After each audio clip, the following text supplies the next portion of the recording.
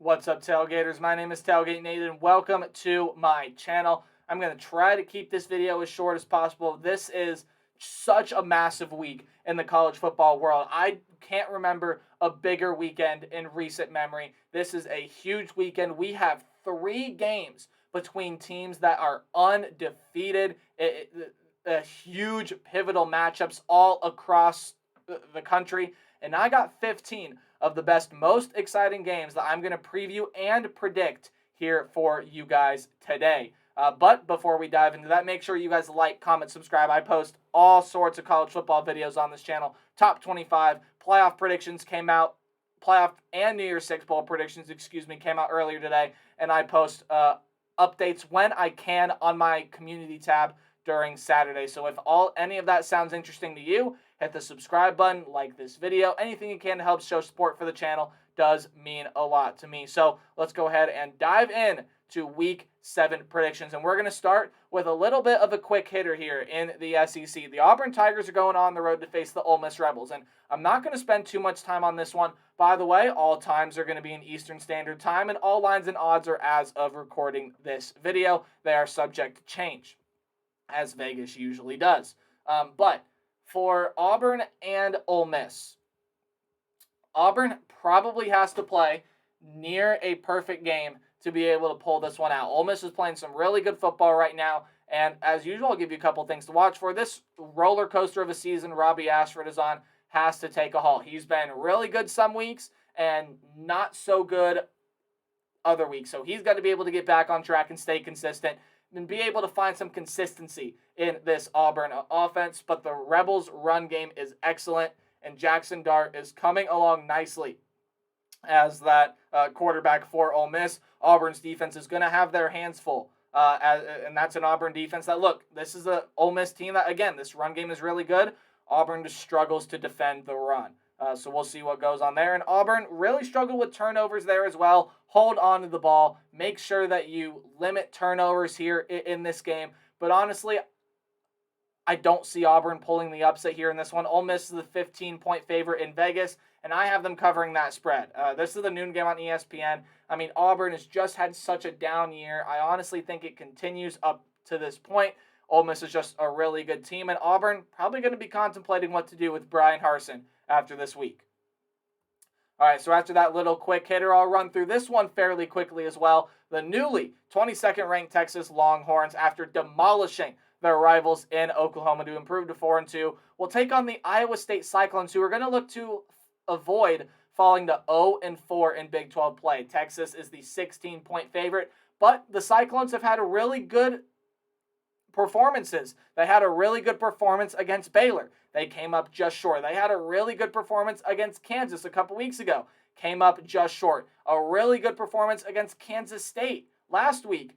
Came up just short. So Iowa State, this is the team that has made some crucial mistakes, has turned the ball over at crucial times, and they've walked away with losses in each of the 3 Big 12 games that they have played this year. Yet they've been pretty solid, and this is probably the best, maybe besides the Alabama Crimson Tide, obviously, but one of the better defenses that Texas has seen up to this point in the season. Iowa State really likes to defend the run. In fact, they're really good at it, but Texas brings one of the best backs in the nation in Bijan Robinson.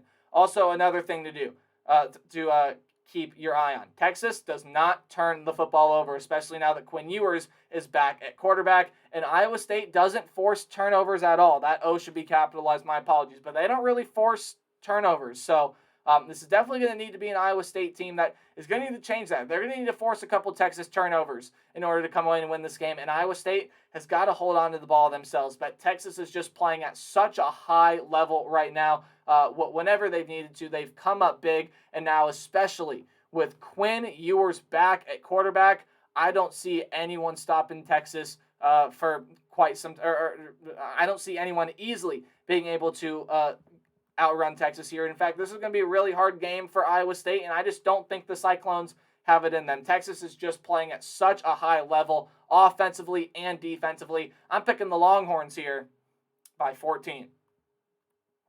The Kansas Jayhawks have a huge game on the road against the Oklahoma Sooners. And what a huge game this is. Probably a bigger game for Oklahoma than it is for Kansas, because for Oklahoma, look, you get Dillon Gabriel back, and Jalen Daniels is not going to be playing for Kansas. So that is bad news for the Jayhawks. But this is the game that Oklahoma needs to win. You're 0-3 in conference play. You're on a 3-game skid after looking like a playoff team against Nebraska. You have underperformed for the past 3 weeks now. In fact, not barely was able to do anything offensively without Dillon Gabriel in that game against Texas this past week. So Oklahoma has got to right the ship, and they've got to turn things around. This is still a team in Norman that is capable of riding the ship, getting back into the top 25 realm and everything like that, but they are going to have to work tremendously hard, because this is a really good Kansas team. And even though Jalen Daniels is out, Jason Bean played well last week when he needed to against TCU, and Kansas was still able to compete, even though they came up short in that game. Kansas was able to compete with Jason Bean in there at quarterback. He has to continue to play at this high level if Kansas is going to want to have a shot here in this game. Kansas has a lot of good weapons. We'll see if Jason Bean can use them. But the Sooners at this point, I think, are just too desperate. I think they're playing for a lot of pride. Brent Venables is trying to not lose that locker room. And if you lose this game here to Kansas, there could be a lot of questions now surrounding Venables and this Oklahoma program.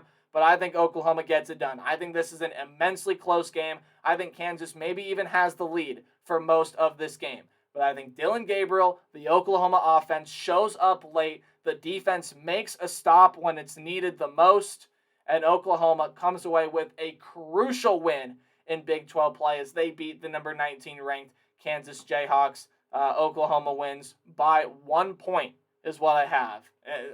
Just a late score, late touchdown, late field goal, whatever you have it. I think Oklahoma barely, towards the end of the game, is able to pull away from this one. We got a huge one in the Big Ten West. In fact, a couple of them. A couple huge games in the Big Ten West. We'll get to the second one later in this video, as it is a night game. But the Minnesota Golden Gophers are going on the road to face the 24th ranked Illinois Fighting Illini.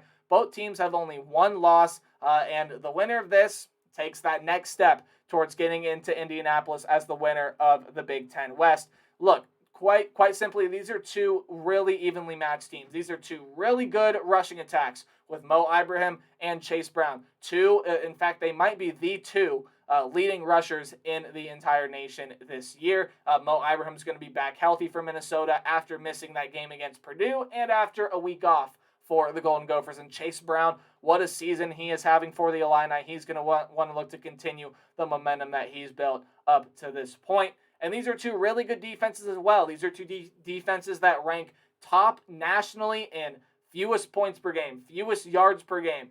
Really good defenses overall, defending the run and the pass. I mean, these are just two phenomenal teams that love to run the ball and are two really good defenses, especially in the rushing game there as well.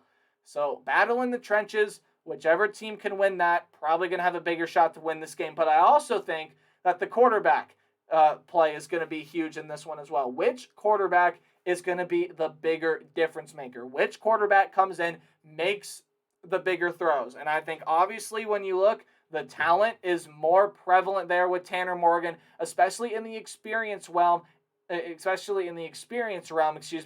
games like this, in big games, in big environments. Tanner Morgan has shown up here before. Go back and look at 2019 when Minnesota played Penn State. Tanner Morgan showed up huge in that game. Now, he doesn't necessarily have the weapons he did 3 years ago, but Tanner Morgan's still a really experienced quarterback. And on the other side, you have Tommy DeVito. Still a good quarterback in my eye, but and he's had a pretty solid season so far for the Illinois Fighting Illini. But I just think that Minnesota, I think Mo Ibrahim is the better running back. I think Minnesota's defense is a little bit better than Illinois', and I think Tanner Morgan makes the bigger throws with his arm, and I think that's going to lead Minnesota here to win this game. This is a noon game on the Big Ten Network. Sad that it's on the Big Ten Network and not on something like Fox or FS1 or something like that, because this is going to be a really exciting game to watch. I'm really looking forward to watching this one here. But for Minnesota. I do have them winning this one 20-17. Minnesota getting back on track towards being one of the true contenders in the Big Ten West Division. And the biggest game that is taking place in the noon hour, a top 10 showdown, a monster of a game, top 10 showdown between two undefeated Big Ten teams. How much better can it get? You got the Penn State Nittany Lions facing off against the Michigan Wolverines. Now, there is a huge storyline here. There are a couple of huge things to watch out for with this game. One, these are two teams that like running the football. Michigan is one of the best rushing attacks in the nation, and Penn State, after taking a year last year to figure out that rush game and didn't even have a 100-yard rusher in any game last year, Penn State has finally been able to find their run game this year. They've finally been able to get that run game going, and we'll see if they can keep it consistently going. Sorry, guys, excuse me. Against this Michigan run defense. In fact, both run defenses are pretty stinking good. And both defenses overall rank, I believe, top 35 in the entire nation in fewest yards per game allowed. Michigan allowing around 200 around 250, I believe is the number, while Penn State's allowing around 341. But both these rush defenses are really good. Slight edge, though, to the Michigan Wolverines in that category. And I think it's really easy to pinpoint that the quarterback battle is going to be interesting here. And you do have to mention it. Sean Clifford, J.J. McCarthy is your quarterback battle. Sean Clifford has been here, done that. He has a 2-1 record against the Michigan Wolverines during his time as a Penn State Nittany Lion. But Michigan, I mean, this offense just feels different when J.J. McCarthy is at the helm and is running this team, not Cade McNamara. No discredit to Cade McNamara at all. You led them to a playoff appearance last year after all, but J.J. McCarthy, it just feels like this offense has more of a spark and a lot more of a passing attack when he is at the helm of this ship. But there is a bigger storyline than the quarterback battle. And I think that's the easy thing to pin this game on.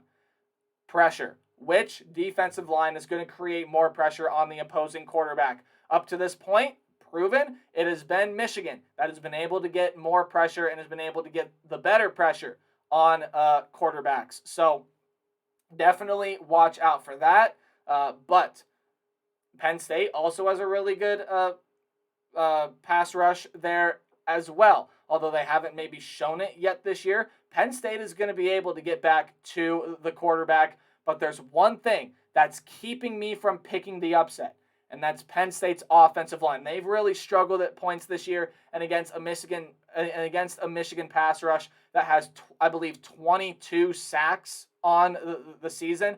That's going to be where this game lies, and that's why I am picking Michigan. I think Michigan's rushing attack is better than Penn State's. I think Michigan's rush defense is better than Penn State's, and Michigan definitely has the edge when it comes to offensive line play, which I think is going to be crucial in this game. So Penn State, I think, keeps this one close, keeps this one a battle. This is going to be a good, classic, hard-fought Big Ten rubberneck match, but I do have the Michigan Wolverines pulling this one out by 3 points. And they may need overtime to do it. I could see this game getting that far, but Michigan wins a close one in a top 10 battle in the Big Ten.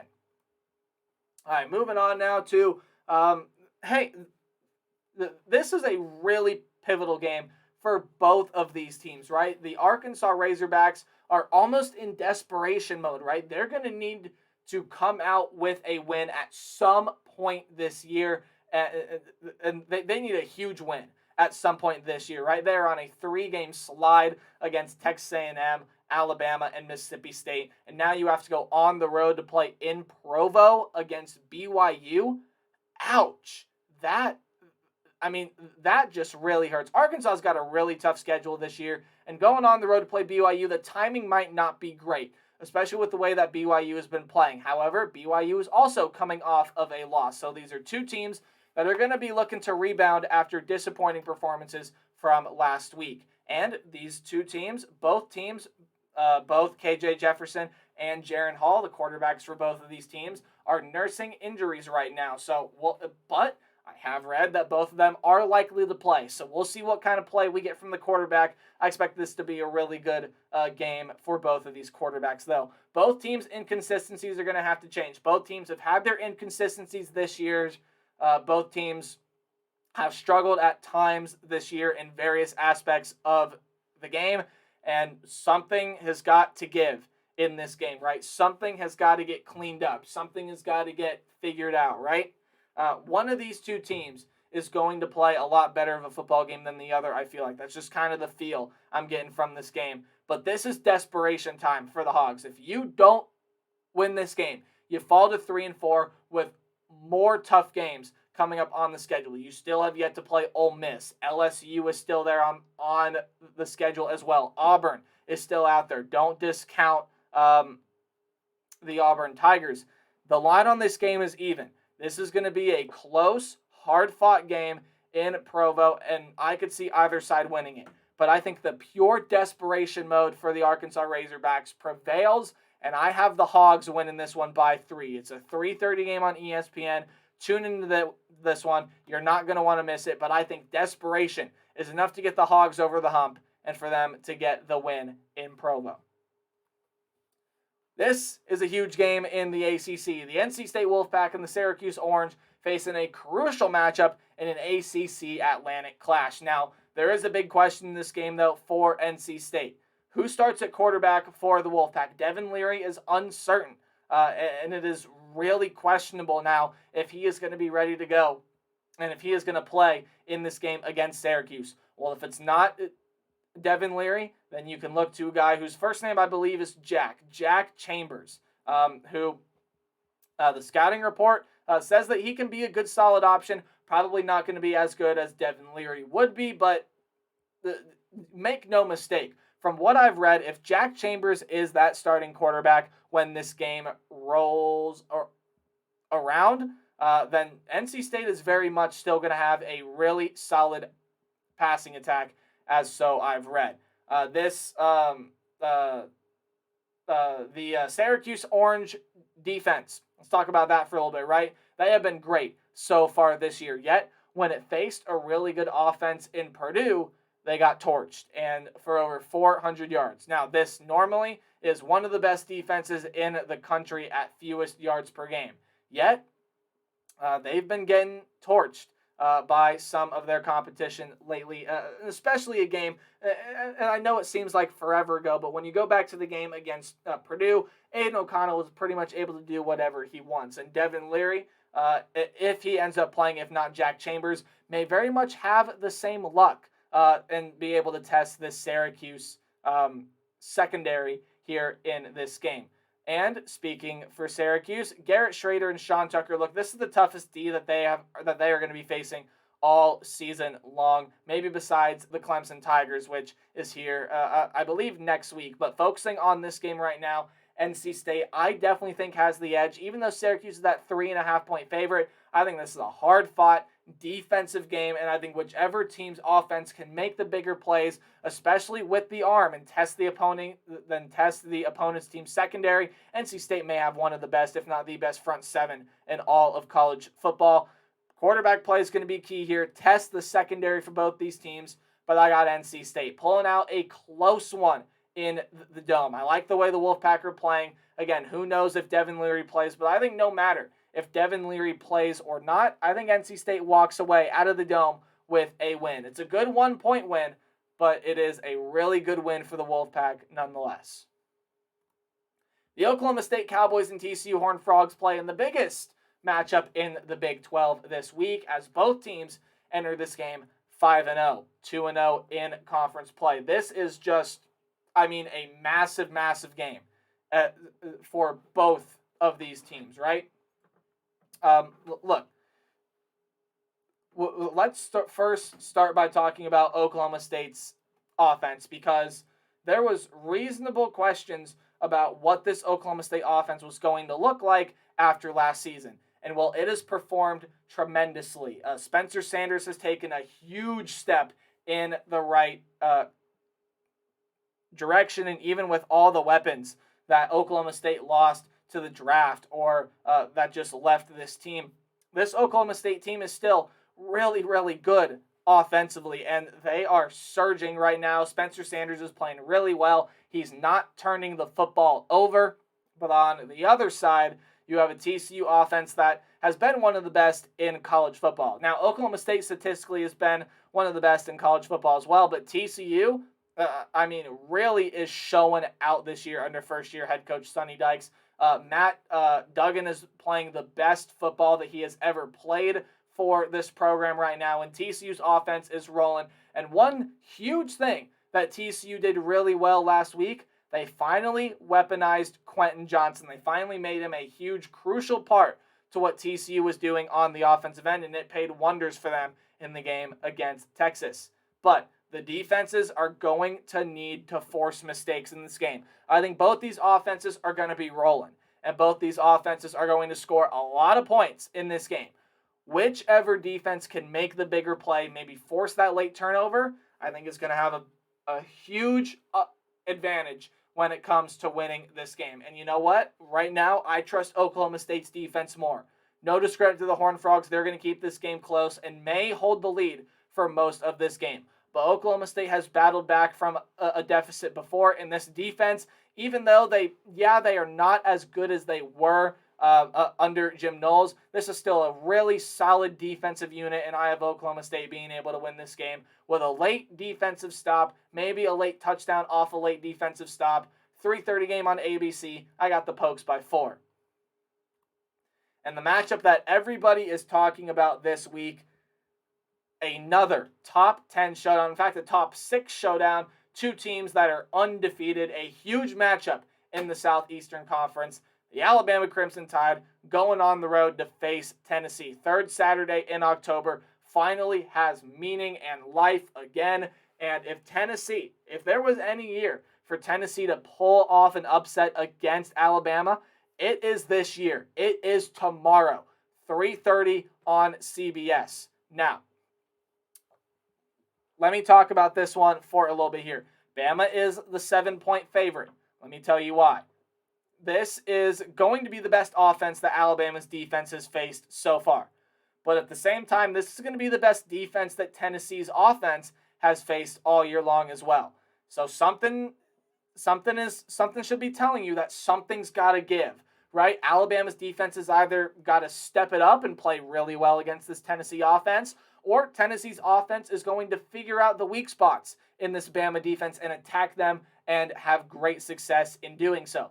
But one of those two things has got to give in order for these sides to walk away with a victory here. I love the way that Alabama's defense has been playing. I don't necessarily trust this offense still quite yet. And no, that is not because Bryce Young is out. His status in the game as of right now is questionable. And I think I saw somewhere that he's going to end up being a game-time decision. So look at the bottom bullet point. Will it be Young or Milroe for the Tide? I'll get back to that point in a little bit. Just keep that in the back pocket for a little bit. Let's look at Tennessee's defense, because Alabama, they can run the football. Well, Tennessee has really good numbers against the run this year. Okay, fair point. This is going to be the best rushing attack, though, that Tennessee is going to have played all year long up to this point.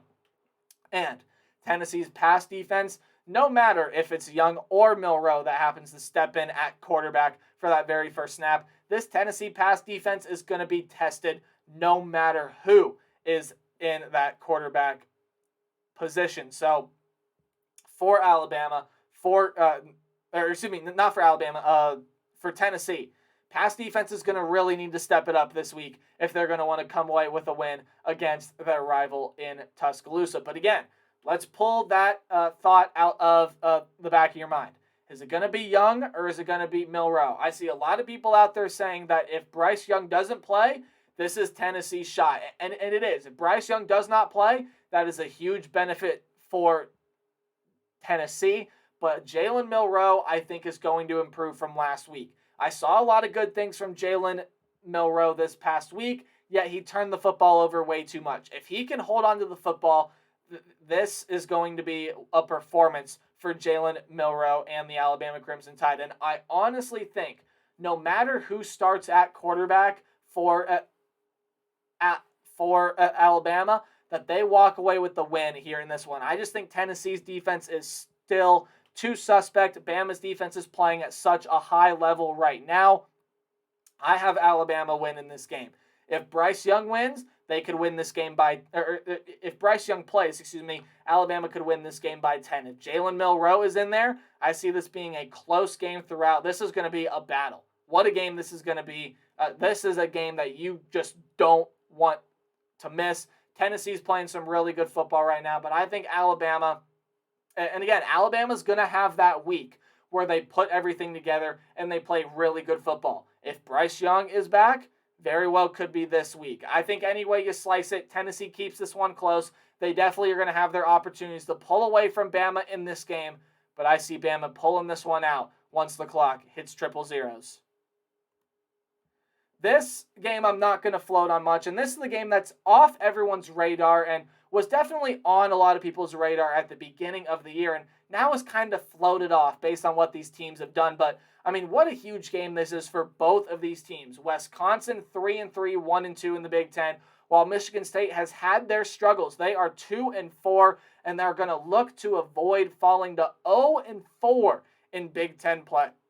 Now, Graham Mertz has done some really nice things, especially last week against Northwestern. He had 5 touchdowns, was really, really good. He needs to build off of last week because look at what Ohio State was able to do against Michigan State this past week. They were able to throw for pretty much whatever they wanted, and C.J. Stroud was able to throw for – C.J. Stroud could have thrown for 1,000 yards if he wanted to in that game because Sparty's defensive backs are met, and they are a huge point of concern for this Michigan State team. Wisconsin and Graham Mertz is going to need to take advantage of it. Yes, we know Wisconsin can run the ball. Braylon Allen, Ches Malusi, all of those guys back there. Wisconsin's got to be able to attack this Spartan secondary if they want to walk away with a win. But can Michigan State's offense be balanced enough? It's had struggles at times throwing the ball. It's had struggles running the ball as well. It's never really seemingly put it all together in a cohesive performance yet this year.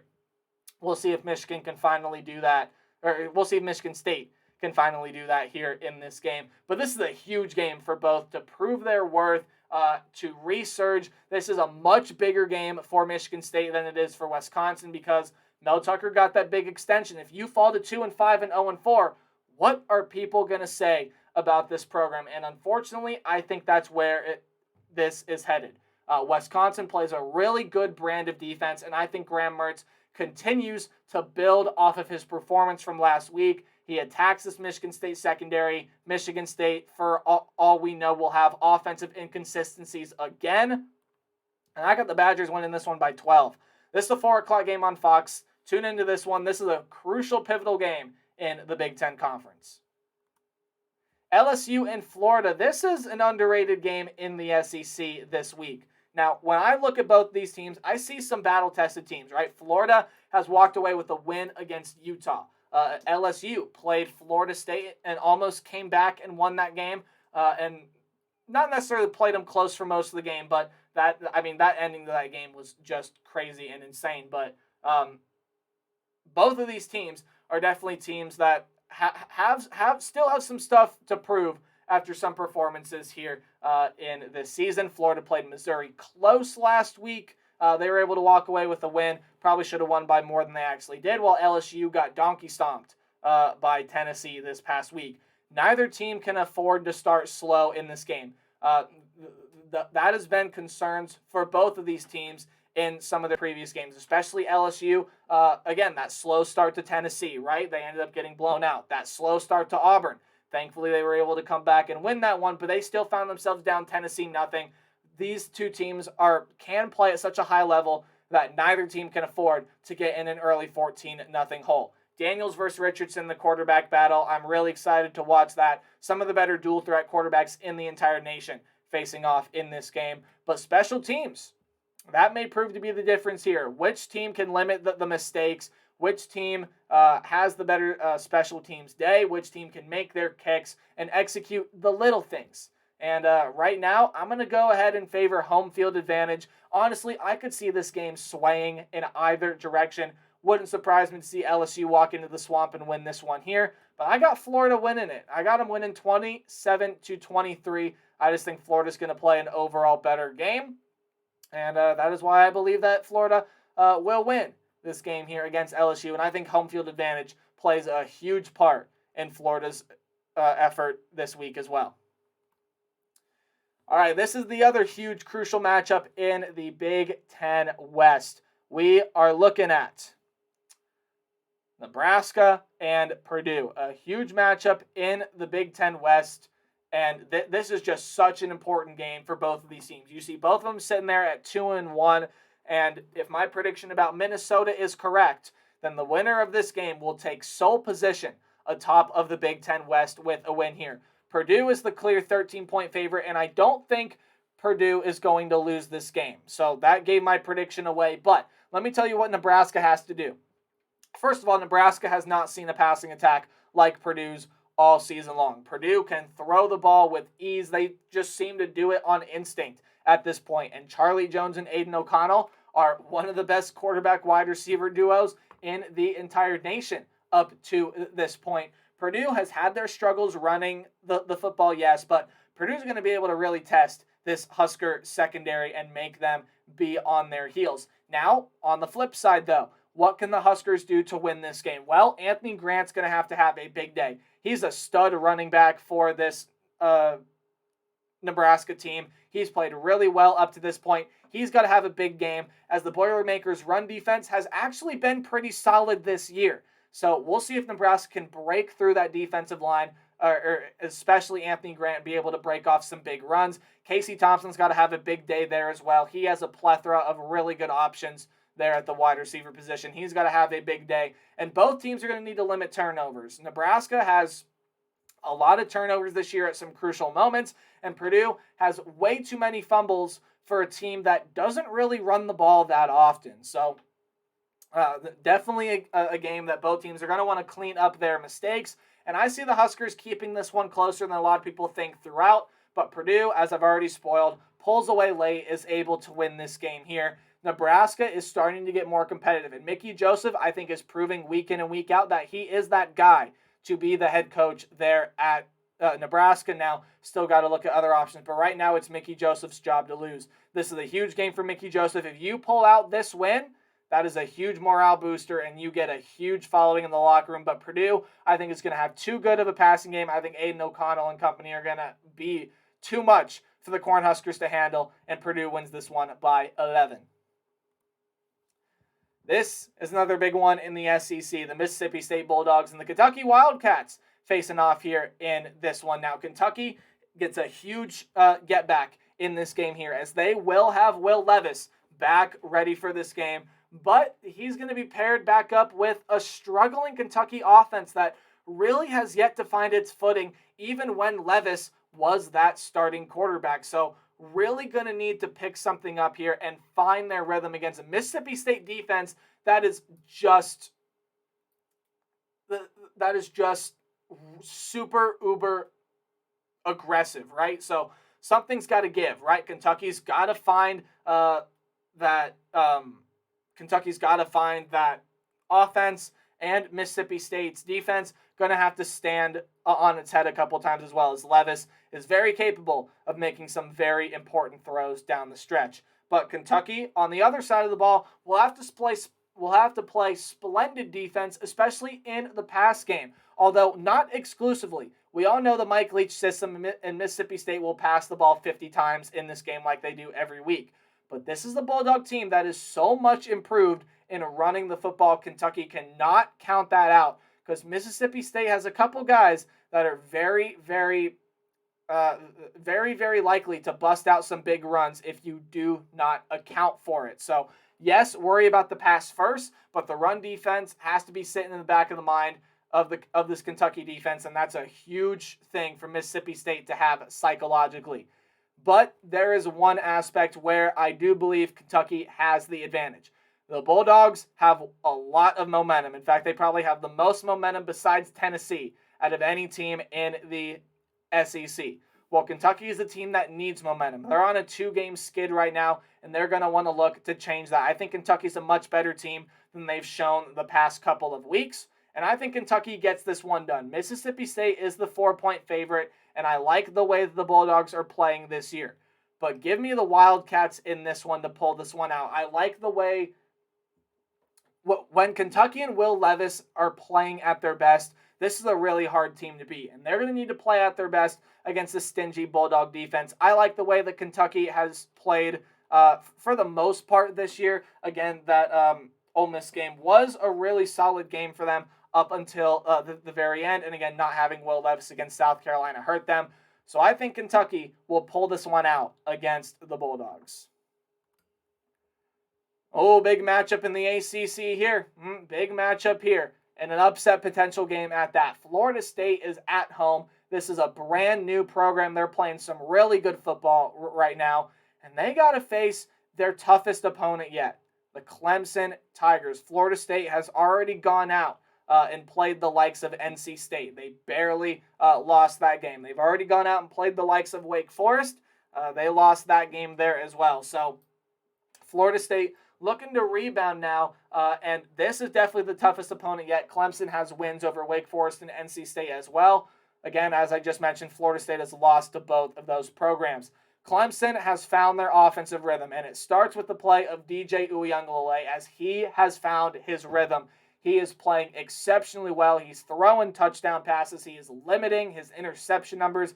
I think only has like 1 or 2 on the year. Clemson fans, you can let me know in the comment section down below. But Uiagalelei has been playing really well. He has his rhythm, and the offense is starting to find its groove for the Clemson Tigers. Yet, this is a Seminole defensive front that has been very disruptive this year, and while injuries have plagued them the past couple of weeks, the Seminoles defensive front looks to be close to 100%, and especially getting Verse back at that defensive end position is going to be huge for this Florida State team as he looks to be close to 100% ready to go there as well. It's a Florida State defensive line that has been banged up, should be ready to go here in this game against Clemson.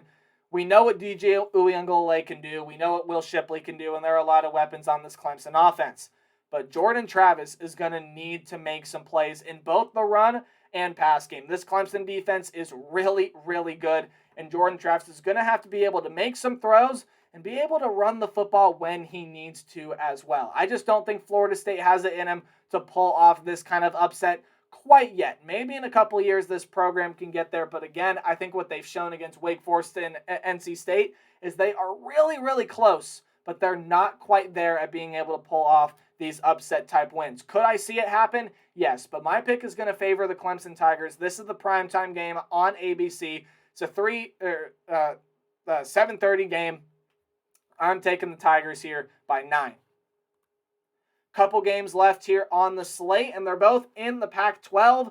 What a huge game this is for the Pac-12 Conference. The number 7 ranked USC Trojans going on the road to face the number 20 Utah Utes. And after a loss last week to the UCLA Bruins for Utah, I mean, they're going to be looking to bounce back. And despite the loss from last week, I thought Utah still played well against UCLA. In both of Utah's losses, they have almost been stride for stride. Now, I know UCLA kind of took advantage of stuff late there in that game, but Utah, for the most part, has been stride to stride with, they were stride to stride with Florida until they lost that game at the goal line. Utah was, for the most part, until, again, the very end, stride for stride with UCLA, until UCLA started to figure stuff out and pull away late. Utah made some mistakes in that game that the Bruins capitalized off of. It's a Utah team that's still playing really well. USC needs to take advantage of the mistakes, though. Again, Utah made some of those against UCLA, and UCLA was able to take advantage of those mistakes. USC's got to be able to do the same thing, and on the rare chance that Utah turns the football over, USC has got to turn that into points. It's a USC team that has played some really good football up to this point, but also at points has looked vulnerable and has looked messy. So which USC shows up, the clean one or the messy one? It's got to be the clean one, and it's got to limit the mistakes and take advantage of the mistakes that Utah makes. And running the football will be a huge factor here as well. Utah's 2 losses against Florida and UCLA. Both of those teams rushed for over 200 yards against Utah. And, fun little fact, that's the only 2 times that teams have rushed for over 200 yards on Utah this season. and they both have ended in a loss. USC's got to be able to run the football as well as throw it here in this game, but more importantly, be able to run because Utah's having some struggles stopping the run this year. USC's got to be able to take advantage of that and run the football. But I see Utah bouncing back and winning this game. As good as USC has been for the majority of the year, I just do not see a way. That's a lie. I absolutely see a way that USC can get in here and win this football game. I just don't think it's going to happen. I think Utah, they are a different animal on home field. I think that plays a huge advantage. Give me the Utes. I got them winning this one 35-30. And the last game here that I'll run through really quickly. I know this video is long. Thank you guys for sticking with me. Washington State and Oregon State. Both teams seem to be doing just enough to get their wins. And both teams have come very, very close to pulling out a shocking upset. Washington State was a couple plays away from beating, Washington State was a couple plays away from beating Oregon. And they had USC on the ropes for a little bit last week as well. While Oregon State has played USC really, really close there as well. And again, a late touchdown by USC helped them beat Oregon State when those two teams faced off earlier this season. But both teams in games that have been close, besides the ones I just mentioned, have been doing enough to pull out wins. Washington State was able to upset Wisconsin earlier this year using that formula. Oregon State has pulled out wins that way this year as well. They've been doing enough to get wins. Well, the Cougars are going to need Cam Ward to show up in a big way in this game, as the Oregon State Beavers are a really solid defense, except in one aspect that I will mention here in a little bit, but they're a really solid defense. Again, they held USC to 17 points. That's one of the best offenses in the entire country. But the Cougars are going to need Ward to show up in a big way. He's going to need to make plays with his arms and with his legs. And again, what's the one thing that Oregon State defense maybe can't do quite so well? Well, Washington State loves to bring pressure on the quarterback and put pressure on whoever's back there throwing the ball. Oregon State can't do that. And even though the Beavers are 3.5-point favorites in this game, I am going to lean towards the Cougars in this one. I think the pass rush makes a huge difference. Oregon State's quarterback play is inferior to that of Washington State's. And I think with the way that Washington State's able to put pressure on Oregon State, I think the Cougars walk away with the win here in this one. This game is at 9 o'clock Eastern Time on the Pac-12 Network. And it's the last game that I'm previewing here for you guys. Woo! 43 minutes just about. I appreciate you guys sticking with me, watching this video. Those were my Week 7 predictions. A huge weekend of college football, and there were a lot more games that I did not put on this list. Let me know who you guys have winning these games and some other games that I did not include on this list in the comment section down below. Please like, comment, subscribe, do anything you can to help support the channel. And remember to play hard, but tailgate harder. I will see all of you guys in the next video. Stay tuned on my channel for live updates this Saturday. Goodbye.